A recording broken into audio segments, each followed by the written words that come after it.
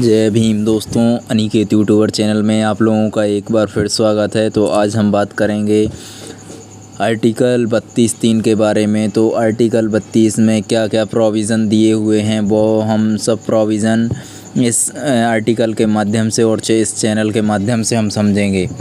तो पढ़ते हैं हम आर्टिकल 32 सब क्लॉज 3। संसद द्वारा उच्च न्यायालय को वही अधिकार दिए गए हैं जो उच्चतम न्यायालय को दिए गए हैं। अनुच्छेद 32(3) भारतीय संविधान के तहत संसद को यह अधिकार प्रदान करता है कि वह कानून बनाकर उच्च न्यायालयों को भी मौलिक अधिकारों के प्रवर्तन के लिए रिट जारी करने की शक्ति दे सकें। इसका महत्व इस बात में निहित है कि यह प्रावधान मौलिक अधिकारों की सुरक्षा के लिए उच्च न्यायालयों की भूमिका को भी सशक्त बनाता है। उच्चतम न्यायालय के साथ साथ उच्च न्यायालयों को भी नागरिकों के मौलिक अधिकारों के उल्लंघन की स्थिति में न्याय प्रदान करने का अधिकार मिलता है। इस प्रावधान का प्रमुख उद्देश्य यह है कि न्यायिक प्रणाली को और अधिक सुलभ और प्रभावी बनाया जाए। नागरिक केवल उच्चतम न्यायालय में ही नहीं बल्कि उच्च न्यायालयों में भी अपने अधिकारों के उल्लंघन पर भी न्याय मांग सकते हैं।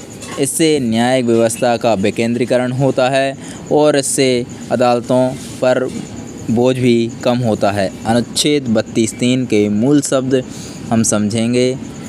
अनुच्छेद 32(3) उपधारा 2 द्वारा उच्चतम न्यायालय को प्रदत्त शक्तियों के प्रतिकूल बिना संसद विधि द्वारा किसी अन्य न्यायालय को भी जो अपनी अधिकारिता की स्थानीय सीमाओं के भीतर हो।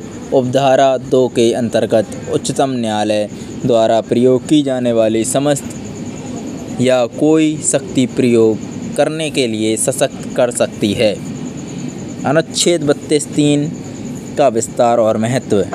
नंबर 1, न्यायिक प्रणाली का विकेंद्रीकरण। अनुच्छेद 32(3) संसद को यह अधिकार देता है कि वह कानून बनाकर अन्य न्यायालयों जैसे उच्च न्यायालयों को भी वही शक्तियाँ प्रदान कर सके जो अनुच्छेद 32(2) के तहत उच्चतम न्यायालय को प्राप्त हैं।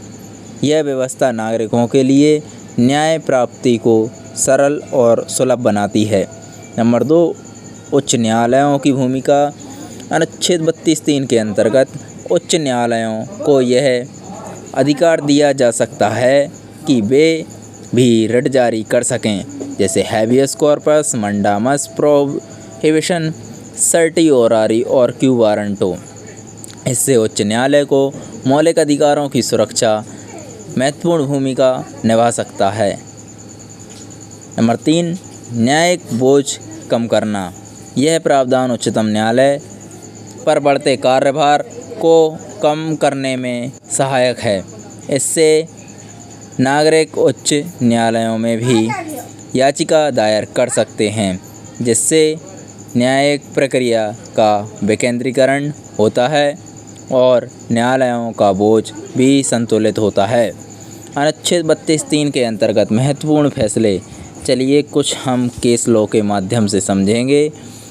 नंबर 1, ललिता प्रसाद बनाम उत्तर प्रदेश राज्य 1980। इस मामले में हाईकोर्ट ने अपने मौलिक अधिकारों के उल्लंघन की स्थिति में रिट जारी की और यह निर्णय उच्चतम न्यायालय द्वारा पुष्टि किया गया कि अनुच्छेद 32(3) के तहत उच्च न्यायालय को रिट जारी करने का अधिकार संसद द्वारा दिया गया है, जिससे यह मामला महत्वपूर्ण बनता है। नंबर 2, केस लॉ के माध्यम से समझेंगे। डी बसु बनाम पश्चिम बंगाल राज्य 1969। इस मामले में उच्च न्यायालय ने अनुच्छेद 32(3) के तहत शक्तियों का प्रयोग करते हुए मौलिक अधिकारों की रक्षा के लिए रिट जारी की। यह केस यह दिखाता है कि उच्च न्यायालय भी मौलिक अधिकारों की सुरक्षा में सक्रिय भूमिका निभा सकते हैं। नंबर 3, श्यामलाल बनाम मध्य प्रदेश राज्य 1972। इस मामले में उच्च हाईकोर्ट ने अपने अनुच्छेद 32(3) के तहत शक्तियों का प्रयोग करते हुए मौलिक अधिकारों की रक्षा के लिए निर्देश जारी किए। इस केस में उच्च न्यायालय ने यह दिखाया कि रिट जारी करने की शक्ति उच्चतम न्यायालय तक सीमित नहीं है। अनुच्छेद 32(3) भारतीय संविधान का एक महत्वपूर्ण प्रावधान है जो संसद को यह अधिकार देता है कि वह अन्य न्यायालयों को भी मौलिक अधिकारों की रक्षा के लिए रिट जारी करने की शक्ति प्रदान कर सके। यह प्रावधान न्यायिक प्रणाली को विकेंद्रीकृत करने और न्यायिक प्रक्रिया को अधिक सुलभ बनाने का कार्य करता है। इसके तहत उच्च न्यायालय भी नागरिकों के मौलिक अधिकारों की सुरक्षा के लिए सक्रिय भूमिका निभा सकते हैं, जिससे न्यायालयों पर भार कम होता है और न्याय प्राप्ति का मार्ग सरल बनता है। क्या ये जानकारी आपको पहले से थी या नहीं थी? यदि थी तो हमें कमेंट करके बताएं, और यदि ये जानकारी अच्छी लगी हो तो अपने मित्रों, दोस्तों और सोशल मीडिया पर ज़रूर शेयर करें।